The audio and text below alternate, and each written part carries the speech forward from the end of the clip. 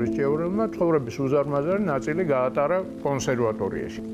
85 წელი იცხოვრა და დაწყებული მუსიკალური სკოლიდან სულ პატარა რო იყო და ვიოლინოს კლასში რო შევიდა, მერე კონსერვატორიაში რო გააგრძელა მოღვაწეობა და ალბათ მე ესე მგონია ეს ერთ-ერთი უნიკალური ციფრია 56 წელი იყო კათედრის გამგე, რომელიც თავად დაარსა, კათედრას ერქვა კამერული ანსამბლის და კვარტეტის კათედრა. ეს არ იყო უბრალოდ რაღაც ფორმალურად სამსახურეობრივი მოვალეობის შესრულება, მე მახსოვს უმძიმესი და ურთულესი წლები საქართველოს ისტორიაში 90-იანი წლები, როგორ დილიდან მოილტვოდა კონსერვატორიაში. მე კონსერვატორიაში დავიწყე სიარული მაშინ, როცა ჯერ კიდევ დაბადებული არ ვიყავი, იმიტომ რომ დედა ჩემიც კონსერვატორიის პროფესორი იყო, პიანისტი იყო, მამა მევიოლინე, დედა პიანისტი და დედა ფეხმძიმე მდგომარეობაში მოდიოდა კონსერვატორიაში და მაშინ უკვე მესმოდა მუსიკის ჰანგები.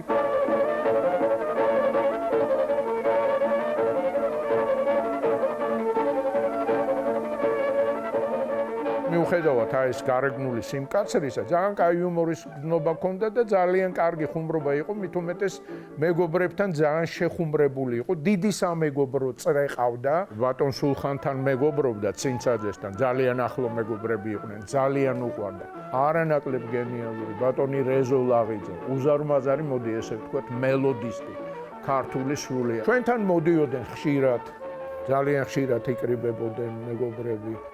სოფიკო ჭიაურელს, რომელიც ბიძაშვილია მამასი, ჰქონდა ფიქრის გორაზე ერთი მსახიობის თეატრი. იქ ერთ-ერთ სპექტაკლში ვიოლინო დაჭირდა სოფიკოს, ვიოლინოზე უკრავს.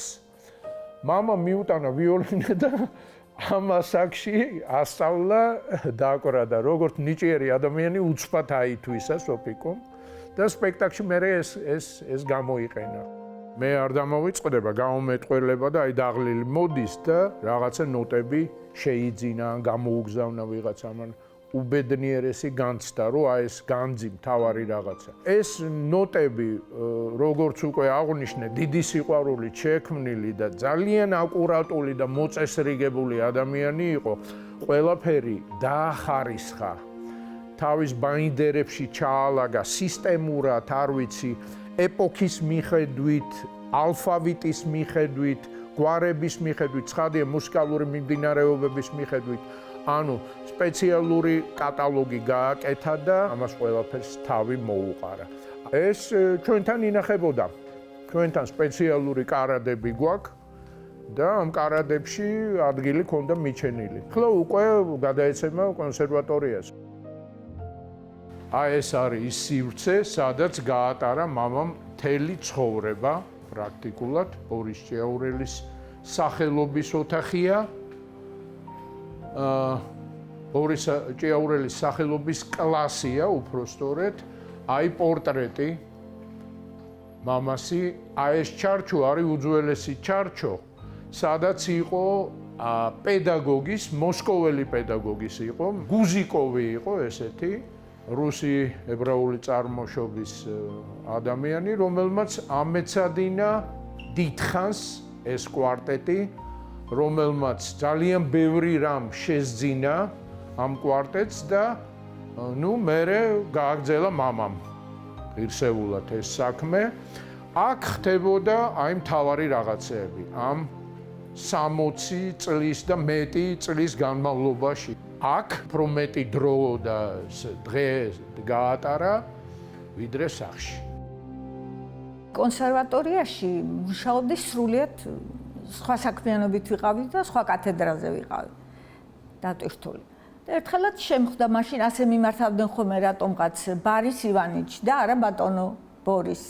ბარის ივანიჩი შემხვდა და მითხრა თინიკო არ გინდა ჩემ კათედრაზე იმუშაო. მაშინ დავთანხმდი რატომღაც და ძალიან ბედნიერი ვიყავი და მადლიერი რომ მის გვერდით მომიწია მუშაობა. მიუხედავად იმისა რომ ძალიან დიდი დროა უკვე გასული, არასოდეს არ მავიწყდება ის შთაბეჭდილება და ის დამოკიდებულება, რაც ბარის ივანიჩს ჰქონდა არა მარტო ჩემს მიმართ, კათედრის წევრების მიმართ. სამართლიანი იყო ძალიან. აბსოლუტურად ყველა მათგანზე ზრუნავდა. რო ჩაირიცხებოდნენ ბავშვები, ისე კარგად მახსოვს, განაწილების დღე რო ხდებოდა, მაშინ ესეთი წესი იყო, რომ თვითონ ანაწილებდა სტუდენტებს. არავის არ ჩაგრავდა. დაუშვათ ხუთოსანი იყო ამდენი, აი ვისაც აკლდა გაანაწილებდა. აი შენ არა ყავს ფრიადოსანი, ეხლა ეს შენ. და აი ყველას ანაწილებდა, თანაბრად და მთელი კათედრა იყო კმაყოფილი. ძალიან კარგად მაგონდება ისე იგი მათ პროფესიონალიზმზე როგორ მუშაობდა, ატარებინებდა ღია გაკვეთილებს. ეს ღია გაკვეთილები იყო ნამდვილად ზეიმი. თვითონ იყო აი საოცარი ენერგიის მატარებელი ადამიანი. თუ კი რამე გამიჭირდებოდა სახეზე მატყოდა და მეტყოდა, თინიკო შენ რაღაცა ხომ არ გიჭირს და ძალიან უნდოდა რომ დამხმარებოდა და აი ალბათ არასოდეს არ წაიშლება ეს შთაბეჭდილება ჩემს მეხსიერებაში და ჩემს გულში. ბორია ჭიაურელი უკვე ეს კვარტეტის სფეროში დიდ რაღაცას წარმოადგენს ეს გვარი და სახელი. ფაქტიურად სულ ყველა გავდიოდით კვარტეტს პატრონ ბორიასთან და მეც მერგო ის პატივი რომ როცა უნდათ რაღაც კვარტეტების ჩამოყალიბება მე ყოველთვის ვიყავი იმ შემადგენლობაში. ძალიან ემოციური კაცი იყო. ჯერ ერთი კვარტეტი იცოდა, ყველა პარტიები იცოდა კვარტეტის. ისეთი ენერგია მოდიოდა და მუხტი მისგან რომ შეუძლებელი იყო რომ გაჩერებული იყავი და ესე გეყურებია. რასაც უკრავდა, იმას უკრავდა გულით და სულით. ეს იყო ბეთჰოვენი, იყო მოცარტი, იყო თუ ქართული მუსიკა. ყოველ შემთხვევაში ქართულ საკვარტეტო მუსიკაში საკმაოდ დიდი როლი ითამაშა ბატონმა ბორიამ და მისმა კვარტეტმა. ეს არის მუსიკა, რომ როდესაც შენ ესეთი წარმომადგენელი ხარ ნებისმიერი მუსიკალური ჟანრის ის თითქმის დაუვიწყარი ხდება.